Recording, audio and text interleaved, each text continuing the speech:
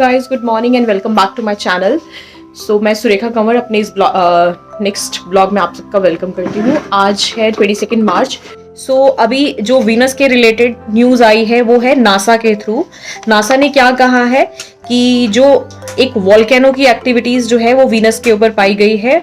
क्या है वो वॉल्केनो की एक्टिविटी, वो मैं आपको बताती हूँ। इससे पहले मैं आपको बताना चाहूंगी जो वीनस का टेम्परेचर है वो 450 डिग्री सेल्सियस तक का टेम्परेचर वीनस पे रहता है।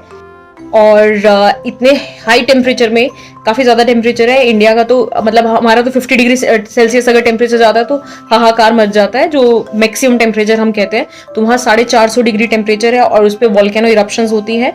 तो गाइज जो ये इरप्शंस होती है वॉल्केनो से, उसी से हम स्टडी करते हैं अर्थ के अंदर की क्रस्ट मेंटल कोर, आप सबने सुना होगा। तो जो भी वॉल्केनो से या अर्थक्वेक से जो भी स्टडी की जाती है कि लैंड अंदर से कैसी है, तो उससे अंडरस्टैंडिंग होती है कि एग्जैक्टली क्या है। तो जो अभी वॉल्केनो इरप्शंस की स्टडी हो रही है, ये था एक मिशन था मैगलैंड करके, जो कि रशिया ने अपना एक जो इनका सैटेलाइट था इन्होंने अपना वहां भेजा था, उससे कुछ इमेजेस कैप्चर हुई थी। आर्काइव्ड इमेजेस को भी स्टडी किया गया है। आज से 30 साल पहले की बात है। 1989 में भेजा था, 94 में ये मतलब फोटोग्राफ्स आई थी। तो अब जाकर के उसकी स्टडी हुई है और अब ये मतलब आउटपुट हमारे सामने आया है कि वहाँ वॉल्केनो इरप्शंस के बारे में बात हो रही है। ऐसे ही जो सैटेलाइट्स भेजी जाती हैं, एक फ्लाई बाय होती है जो साइड से उड़ के चल जाती है, पड़ोस मतलब उस साइड वाले एरिया को देखने जाती हैं। जो लैंडर होती है मतलब उस लोकेशन में जाकर के लैंड करेगी वो और उसको स्टडी करेगी अच्छे से। इसी तरीके से एक ऑर्बिटर मिशन होता है, जिसमें क्या होता है उस लोकेशन को चारों तरफ से घूम घूम के उस लोकेशन को अच्छे से नेविगेट किया जाएगा, अंडरस्टैंडिंग की जाएगी। तो जो मैगलन गया था ये इसी चीज के लिए था, ऑर्बिटर मिशन के लिए था। बट जब इसने ऑर्बिटर में ये जाके इमेजेस कैप्चर कर ली, उन्होंने सोचा इसको लैंड भी करा दिया जाए विनस के ऊपर।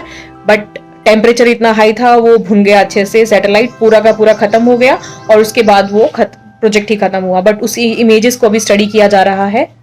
तो इस वजह से वीनस अभी न्यूज में था। और मैं एक और अपडेट देना चाहूंगी। आपको पता होगा अर्थ जो हमारी रोटेट करती है ये वेस्ट टू ईस्ट जाती है। हमें पता है कि जब हमारा सूरज निकलता है वो हमेशा ईस्ट से निकलता है, पूर्व की तरफ से निकलता है। और पर जो वीनस है वो इसके उल्टा चलता है। अर्थ की रोटेशन है एंटी क्लॉकवाइज, बट जो वीनस है वो क्लॉकवाइज घूमता है। तो वहां अगर हम सूर्य की उगते हुए देखेंगे तो वो इंडिया में जैसे वेस्ट टू ईस्ट है ना, तो वहां ईस्ट टू वेस्ट दिखेगा। तो ये डायरेक्शन का डिफरेंस है, वो क्लॉकवाइज घूम रहा है वीनस और ये एंटी क्लॉकवाइज घूम रही है हमारी अर्थ। तो ये तो थी ज्योग्राफिकल अपडेट। और एक और अपडेट मैं आपके साथ शेयर कर देती हूँ। कुछ अभी न्यूज में चल रहा है, आईपीओ कुछ थे। सेबी के बारे में मैंने कल अपडेट किया था आप सबको। शेयर मार्केट की रेगुलेशन करती है और सेबी ने रिसेंटली क्या किया, आप सबको पता है कि शेयर मार्केट में कि जो यूट्यूबर एक था जो मनीष, वो अपनी गलत न्यूज़ दे रहा था प्रेडिक्शंस की, तो ये अलाउड नहीं है। तो यूट्यूबर्स को भी बैन करवा देती है सेबी अगर कोई शेयर मार्केट की अननेसेसरी इररिलेवेंट इंफॉर्मेशन अपने थ्रू दे, अपनी इंफॉर्मेशन में दे। तो ऐसा ही कुछ अभी सेबी ने रिसेंटली एक और चीज करी है। ऐसा नहीं पर इससे डिफरेंट है। ओयो अपना आईपीओ लॉन्च करना चाह रहा था, बट सेबी ने उसके पेपर को रिजेक्ट कर दिया। क्यों रिजेक्ट किया वो मैं आपके साथ डिस्कस करना चाहूंगी। इससे पहले ऐसे आईपीओ बाकी दूसरी कंपनीज भी हैं जो पब्लिश कर चुकी हैं, जैसे कि हमारा पेटीएम हो गया, नाइका हो गया और काफी सारे ब्रांड्स हैं जो अपना आईपीओ मार्केट में लॉन्च करते हैं। तो ये आईपीओ क्या होता है, इससे पहले मैं और कुछ भी डिस्कशन करना चाहूंगी आपके साथ। तो जो कंपनीज होती हैं, स्टार्टअप्स होती हैं, स्टार्टअप्स कैसे चलती है, छोटी सी कंपनी होगी वो अलग अलग स्टेजेस में खुद को ग्रो करती है। पहले तो वो बिल्कुल ही छोटी होगी, फिर वो अपने साथ लोगों को जोड़ेगी, फिर उसके लिए वो दिखाएगी कि मेरा टर्नओवर इतना है, अपनी ग्रोथ दिखाएगी एक तरीके से। फिर इस तरह से वो बड़ी होती जाती है, धीरे धीरे इन्वेस्टर्स आते हैं, फिर फंडिंग होती है। उसमें फंडिंग कैसे होती है, लोग उसके शेयर खरीदते हैं, देखते हैं कि फ्यूचर ग्रोथ कितनी होगी, कितने सालों में ग्रो करेगी। 10 ईयर्स के बाद आज जो हमारी 1000 रुपए की कंपनी, क्या वो लाखों में उसकी वैल्यू हो जाएगी।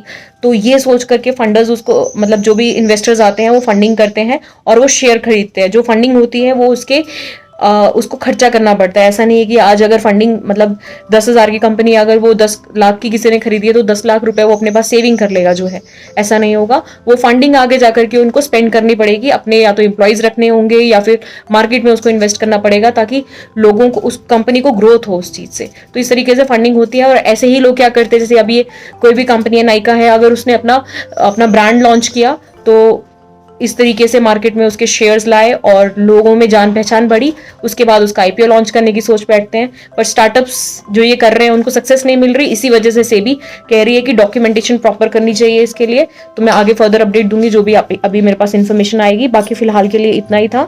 इसी वजह से जो भी बड़े बड़े बिजनेसमैन होते हैं, बड़ी बड़ी कंपनीज होती है, वो अपने बारे में मार्केट में नेगेटिविटी पसंद नहीं करती।